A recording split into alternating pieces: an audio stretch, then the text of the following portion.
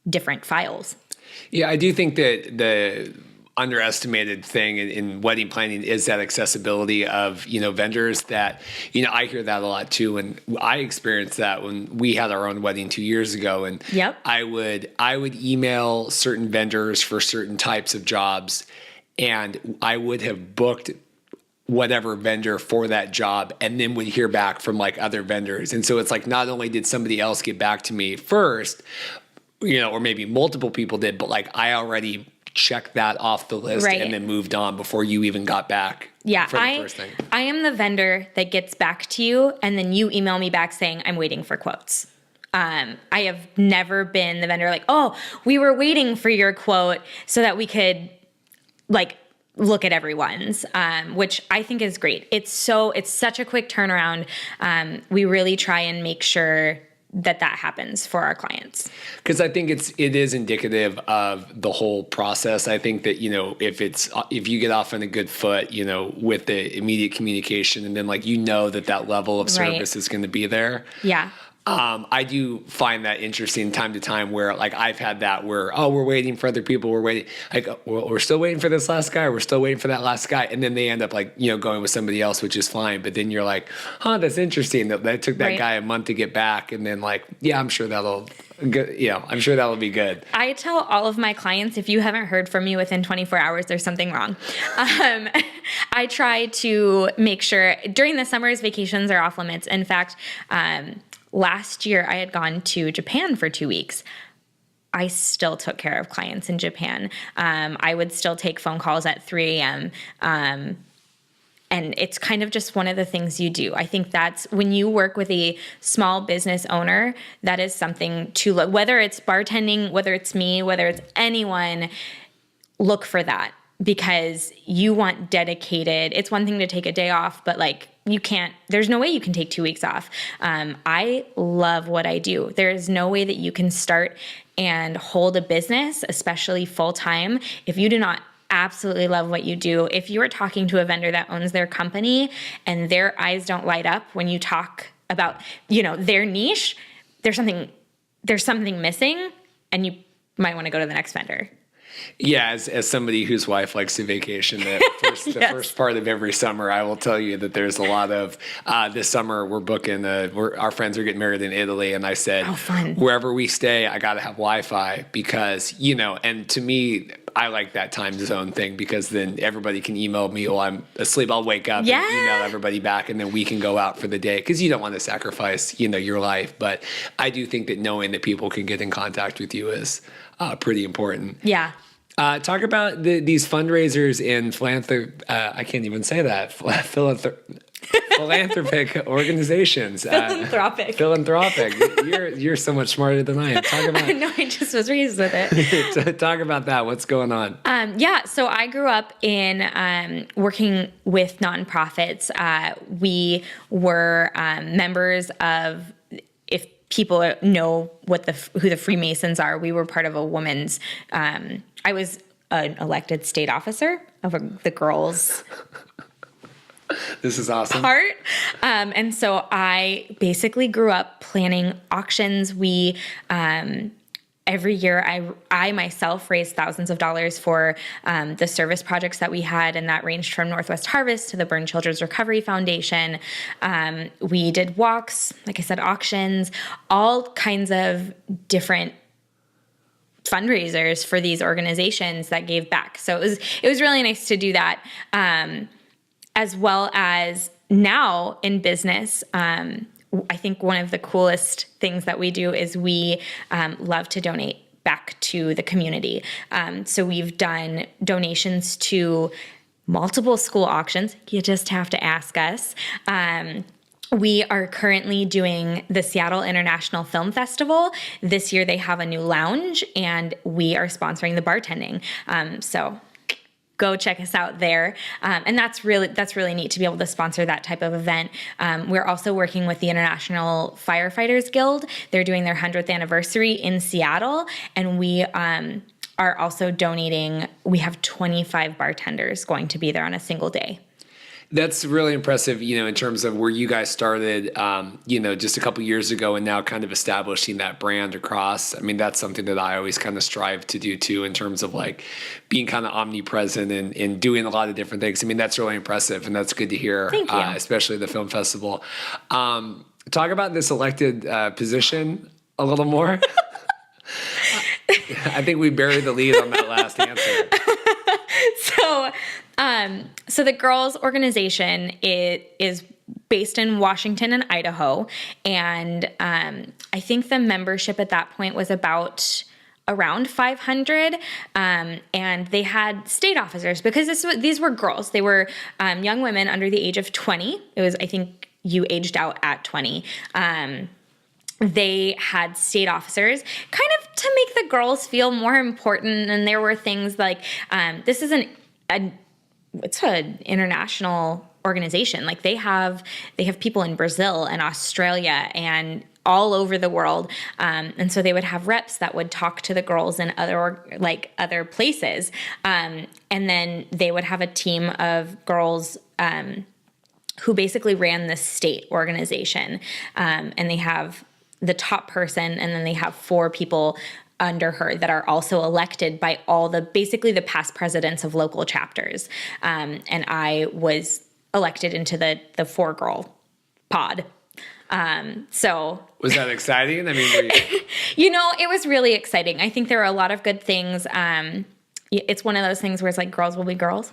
And so there was a lot going on. And I think it really did help my leadership to be able to move into leading a team of my own, as far as Party on the Rocks is concerned, and being able to learn how important it is to give back to the community and to be able to lead younger girls into doing the same work, because it is so important to, I will always give back to my community no matter what. So talking about kind of, you are young in terms of a business owner, as somebody that I didn't figure out what I wanted to do till, years after where you are now. And that puts me even older. Talk about, being a business owner, being a young business owner and managing teams and, clients and things like that.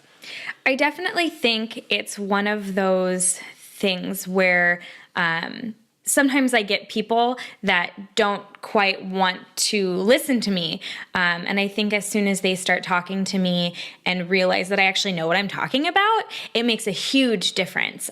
Because there is that passion and there is a there's a deep knowledge and understanding of what I'm doing, and how I'm doing it and how I want to work with people. I've kind of always been a people person, really outgoing, very charismatic, and people tend to be better suited with that. And I think it's one of those things where as I age and my knowledge just grows more and more, it's going to be an even bigger help for the clients and just owning the business in general.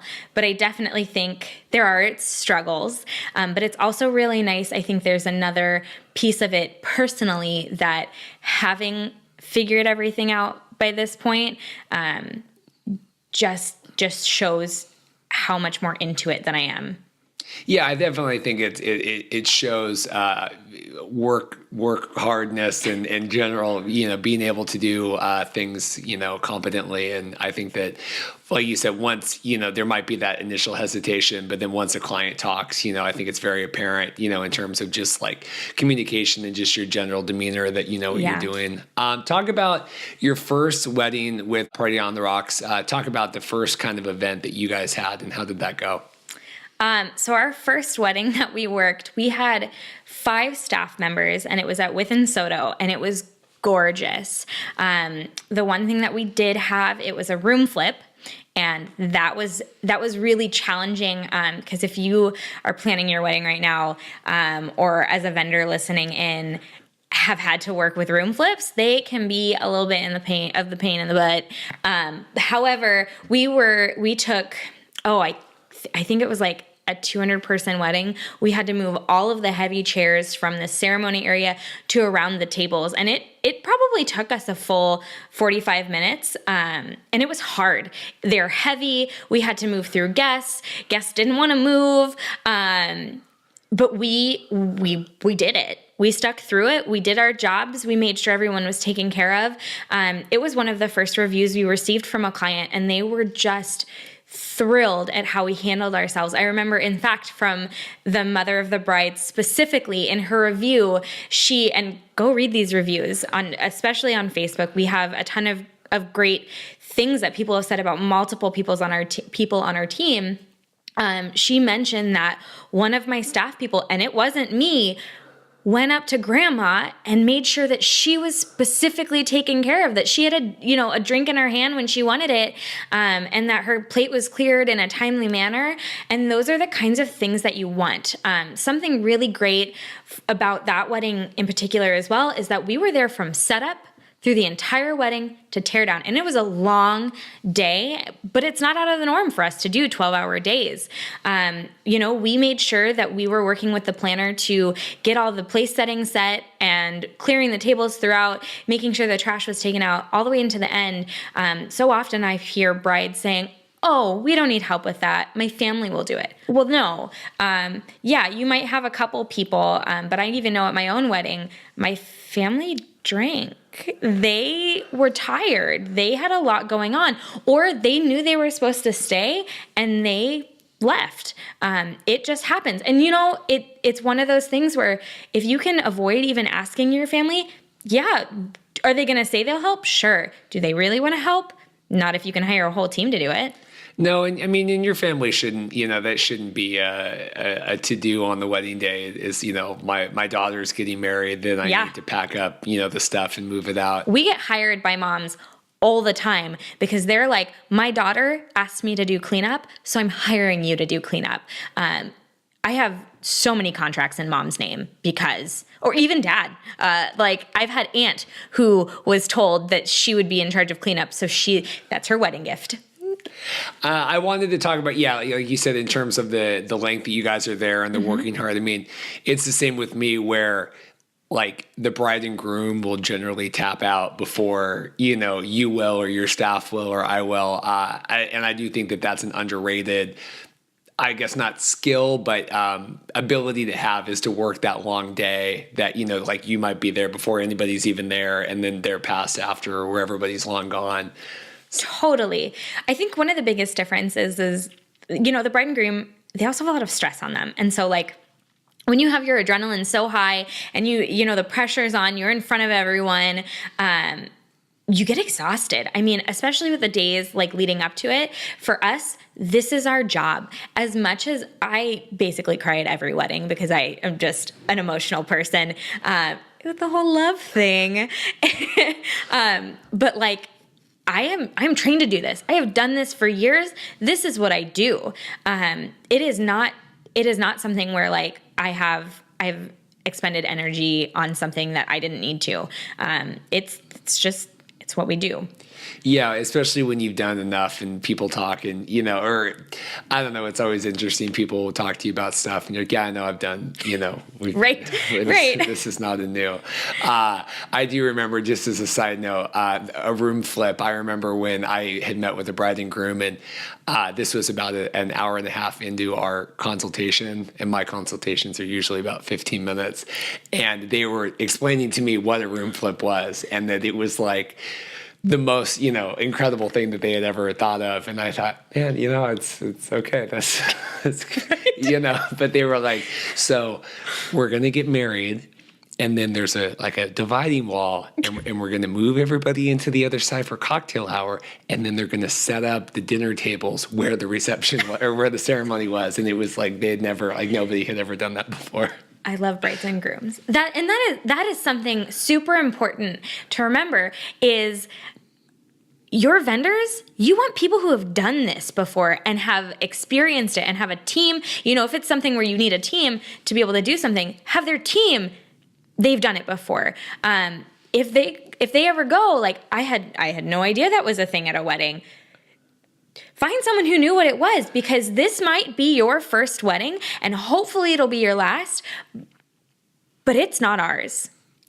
And not to disparage any brides or grooms that I'm Not making at all. fun of. I mean, but it is just, it is interesting because I do think that you get into, I've talked with my wife about this too, where, I mean, it's your wedding and you want it to be, your way and you're experiencing it the first time, like you said, hopefully the last time, but like, yeah, you should surround yourselves with people that even if they're not directly telling you, I've done this a lot more than you, they at least that knowledge base is kind of there that, we can kind of guide you, guide that blind ship kind of going through the icebergs, That's what we're there for.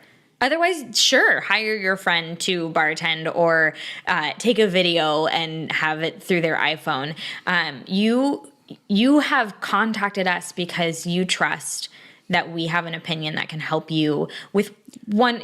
This day doesn't get a do-over. You are pouring your heart, soul, and money into this big event to like show your friends and family, share with them your love, and why not just do it right? You talked about getting emotional at weddings. Talk to me about kind of your favorite part of whether it's the wedding day, favorite part of the wedding day, or in terms of the process. What do you really get excited about when it comes to like the day-to-day work that you guys do? I love bartending. I love being able to work with the bride and groom on their cocktail list and where they get wine. Hint, ask me about Trader Joe's wine because it is the best. Like you can get $4 bottles of wine and your guests will think they were $25 bottles of wine.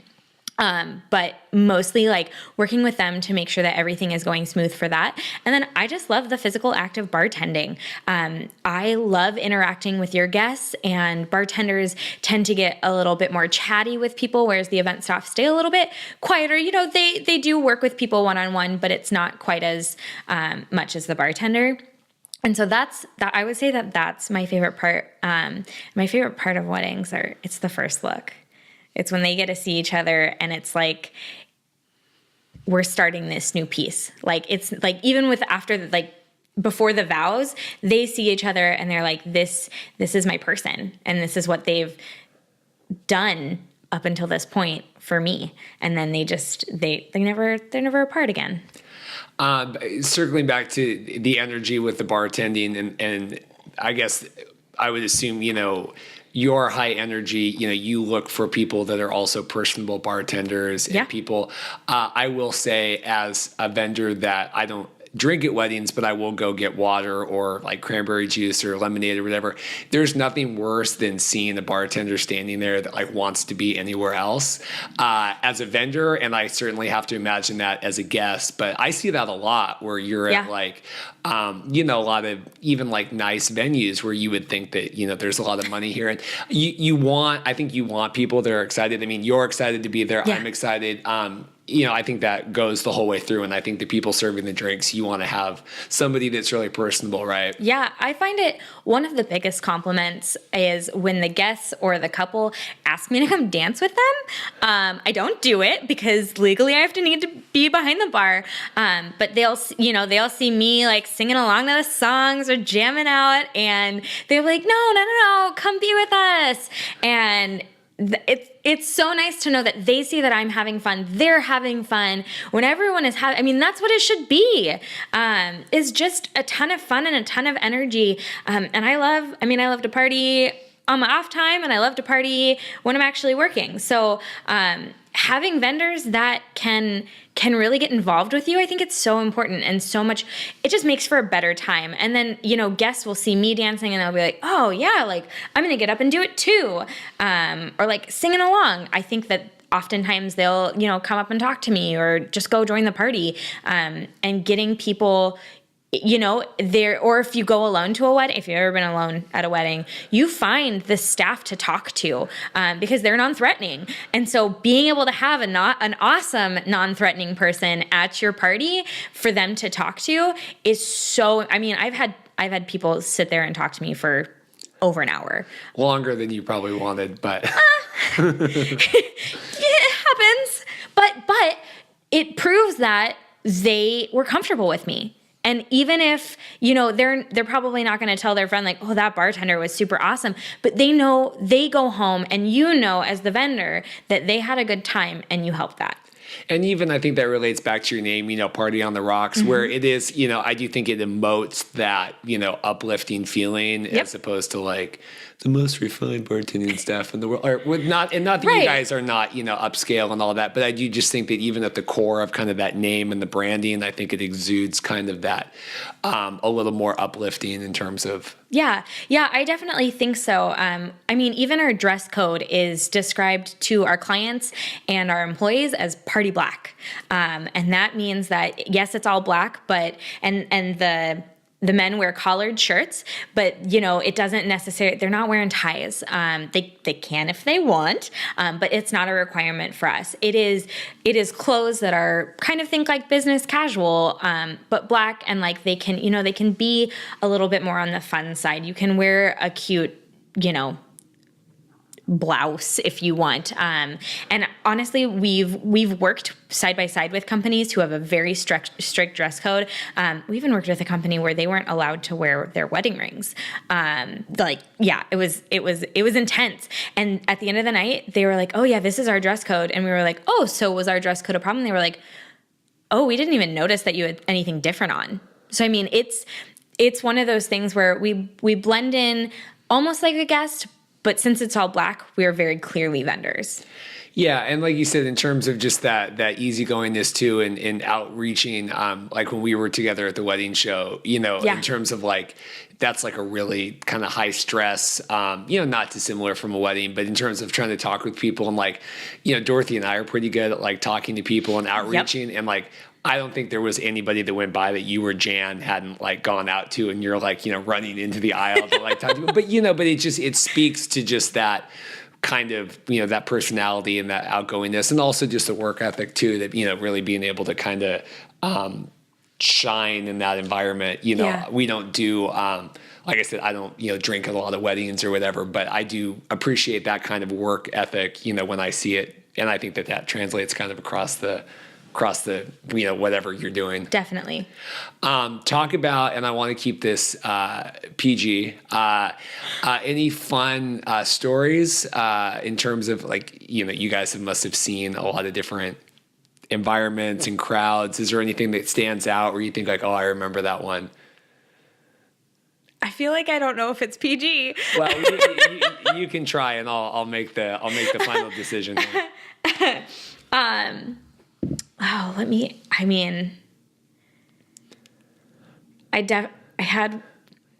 There was a wedding where it was a very tall bar that I was behind, and I literally had someone like slide across it to try and kiss me. That happened. Other than that, I'm trying to think of anything we once worked a party where Pearl Jam was. That's exciting. Tell me about that. They were just guests. It wasn't even me who got to work it. It was Jan.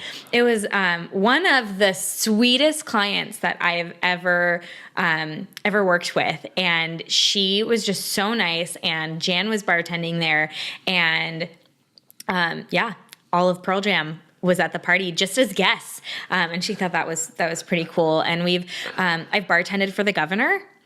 That was really cool. It was at a KCTS retirement party. There've been a few different like news anchors that have shown up at parties. So that's pretty cool when you get to see that kind of, familiar faces.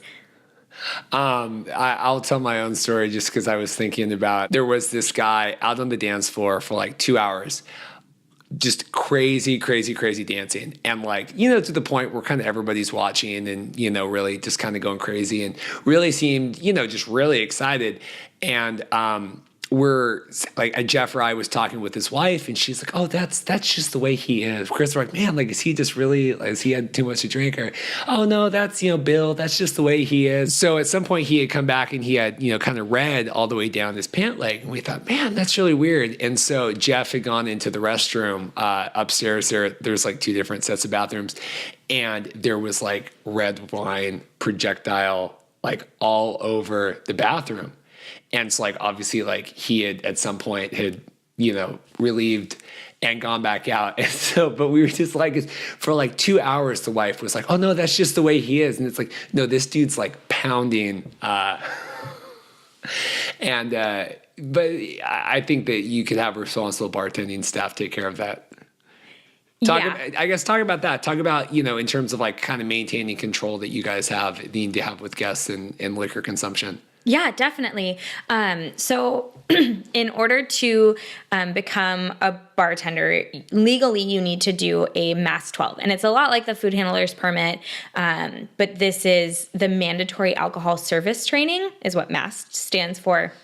And what it does is it basically goes through all the laws so that each of our bartenders knows exactly what they are liable for and what they're responsible for. It tells you you have to have at least 3 signs of inebriation. So, if you walk with a limp, you're not walking up to our bar and saying, you're drunk just because there's that. Or like maybe you have glassy eyes because you have a condition or you just happen to slur your speech. Again, maybe you have a medical condition. So you have to exhibit 3 signs of that in order to be cut off. Oftentimes, our bartenders are so concerned about cutting people off. Really, we do it in a very tactful manner, offering water as an alternative, asking if, they wouldn't mind coming back in 30, 45 minutes. It's never, you're drunk, go away. And I've seen when I'm at events and it's not us bartending, I've seen people cut off where the bartender, like the company just goes, you're drunk. And that's totally inappropriate. It embarrasses your guests, and nobody feels good about it. So we don't do that. We train each person. It's like sensitivity training for our bartenders, making sure, because we do want to have everyone have a good experience, like our bartenders included, and that doesn't make for a good time. So that Mass 12 permit, legally, even if you're hiring someone off Craigslist, they have to have that permit to even think about serving alcohol. Yeah, because ultimately it is about kind of the guest's, experience, and you don't want, and it happens. It's like the guy at the wedding I was talking about. It happens, and it's weddings, and it's fun, and especially when it's an open bar with liquor, and it's people get carried away sometimes, or maybe it's just the bridal party member that's been up for 15 hours, so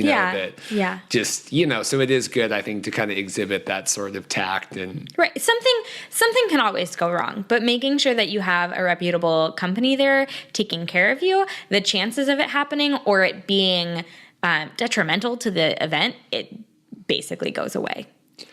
Are there any questions that you wished people asked more in terms of brides and grooms, that things that you wish that they knew that they don't ask, or what are the biggest missed kind of things that you wish that people asked more or knew more? It's a tough one. That one is tough. It's a tough one. It's a hard hitting podcast here. I wish people made sure that their vendors worked well together. I love being asked if I have any recommendations for anything, and I love hearing that other vendors have sent. You even sent. We got a wedding coming up together at Metropolis, and that should be really fun. We love working with planners, and that's a big thing. I definitely recommend to people. There are a few things that are just so necessary when you're having a wedding, and a planner is one of them, because they will handle everything. We've walked into events where it was mom who did all the talking, and she never actually told the staff what she wanted, and then was disappointed that they didn't know this nuanced thing that she had told me once 5 months ago. And a planner would have noted all of that. They're professionals. They know how to do their job. As great as it is to have a family member help, it's even better when you've got someone who really knows what they're doing. Yeah, I would echo that sentiment that our wedding over the weekend, we had Lisa with Elegant Affairs, and it does just make it a lot easier going into the day. And not that it's not a necessity, but I think that, even having a day of coordinator that can, and that's not necessarily, they don't just do day of, they'll do, a month or 2 out and make sure they get everything situated. It just ran really smooth for us. And at the same, like you said, with people packing up, they were, as the guests were dancing on the one side of the venue, they were already going through with the staffing there and breaking things down and, cleaning things up so that it wouldn't be, that the family members or bridal party weren't regulated to do that. Talk to me about kind of the, maybe the biggest misconceptions people have in terms of like alcohol at a wedding or how that kind of is involved. All right. So She's getting very serious now. This is a huge topic because one of the services that we and most bartending companies will provide you with is a shopping list of everything that you need to buy to make sure that you have enough alcohol. We personally, when I give you a shopping list, I have already overestimated so that you don't run out of alcohol. I very clearly remember a wedding from last summer. The father of the bride bought twice as much as I told him to buy. So you had already overestimated. Already had overestimated for him. What we do is we cap the guests off at 4 drinks because even if your wedding is 8 hours long, there is no way that they can drink 8 drinks. So we cap it at 4 and then take everyone over the age of 21 and multiply that, and that's how many drinks. So if you're only having a 2-hour reception, you do it only for 2. They'll have 2 drinks. So it's 1 per hour up until 4 hours. So for percentages, what we do is if it's beer and wine service, we do about 60% wine, 40% beer. If you're adding cocktails in the mix, we do about 50% wine, 25% beer, 25% hard liquor, and you will have enough. What happens is if you don't trust my judgment, okay, sure, add on a couple extra bottles. I get it. You can either drink it at the end or you can return it, depending on where you buy your alcohol. I don't care how much alcohol you buy. If you buy double the amount, your guests will become so wasted that they can't stand up and they will have been cut off. We legally have to cut them off. That is part of the training. That is part of the insurance and the liability of everything is we want to make sure that they have a safe and fun experience. And so we can't just serve them until you're out of alcohol. It's not an option. You have hired us to make sure that they get home alive and healthy, maybe a little tipsy, and that's a-okay. But we don't waste your money on all of that alcohol. Can I do another one? Yeah. There's another misconception. Yeah. And then I do have a note on that. Great. Okay. One more misconception that we see is champagne toast. I get a lot of people that think they have to do a champagne toast because of tradition. Champagne, you can read articles about it. Champagne is one of the number 1 money wasters on weddings these days. People just don't drink it. If you want to do a champagne toast, what we do is we pour about 1 ounce to 2 ounces into a glass. And if people really want to come up for more, they will come and ask for more champagne. But typically what they do is they take a couple of sips and then it goes in the garbage. I will echo that sentiment, because we did just, I think they call it drink in hand for our toasts, where that means that I think we had champagne, I think maybe my wife and I and the bridal party, but yeah, everyone else is fine with just beer or wine or whatever. I will say too, in terms of estimating the guest count and the alcohol and all of that, that was a really big thing at our wedding because, my wife's parents were, helping to put it on and they're besides running out of food at the wedding, you don't want to run out of alcohol and, No. You want to be a good host and you want to make sure that everybody is taken care of. And so that was the thing that we really struggled with because, you don't just want to, let's get, 10 kegs of beer or whatever, but, you want to make sure that everybody has enough. And so that was, we had our planner, Rebecca, also, kind of helped with that in terms of figuring out because you want to make sure that you have enough, but you don't want to make sure that it's like you said, you're wasting money or you got to throw it all away or whatever. I have another misconception. Yes, she's on it, man. I'm on it. Let's do it. So third misconception is that kegs are cheaper than bottles or cans. A lot of people don't want to do cans at their weddings because it's not quite as refined as a bottle or a keg. But fun fact, kegs take 4 times as long to serve a single beer than opening up a bottle.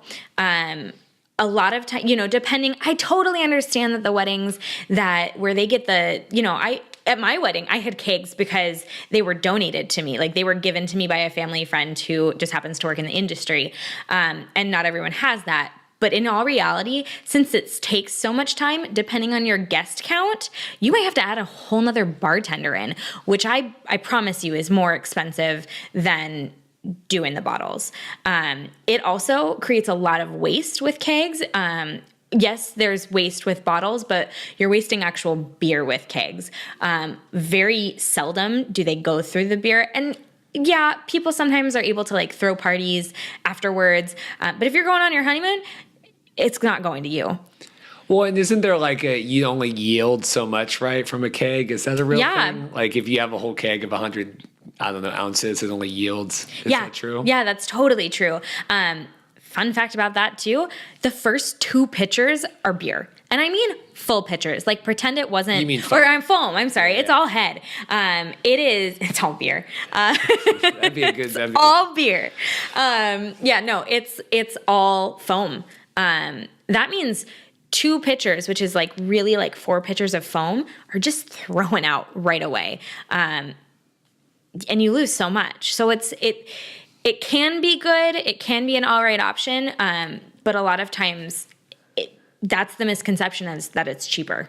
Well, and as somebody that enjoys silver bullets of Coors Light here at my house and tall boys when I go out to a restaurant, I will tell you it is okay to have a tall boy of a beer at your wedding, or a Heck can, yes. or a bottle. Totally. I mean, I have bartended so many weddings that like Bud Light was the thing. And you know what? It's your wedding. I have also bartended where they didn't have wine because nobody drank wine that they knew. This is your wedding. You get to do what you want, especially when it comes to alcohol. I will promise you, if you have a hosted open bar, nobody is complaining about your selections. They are happy you've provided them with a drink. Well, Claire, it has been wonderful having you come in here today to talk all about Party on the Rocks and what you guys do. If people wanted to learn more about you, your history, or what you guys do now in terms of bartending and event staffing, where would they go? What would they check out? They would want to visit www.partyonthe.rocks. I know it's tricky. There is no .com. It is .rocks. Everyone loves it, but still gets confused by it. You can also call me at 206-619-4604. And if you listened earlier, you know it's my cell phone. You can even text me if you include a name. I am here to help you. You are certainly utilizing the new, what did they release a couple years ago? The dot, like you can do dot video or dot rocks or dot news or dot whatever. I picked up a couple of those. I haven't made the switch over yet, but I think if you go to seattlewedding.video, that will redirect back to my website. That's awesome. Well, thank you so much for coming in today. Stay tuned next week for another wedding vendor interview. This has been another episode of Get to Know Your Wedding Pro. Thanks so much. Bye. Do I say anything? You can say bye. That's appropriate. Bye. Bye.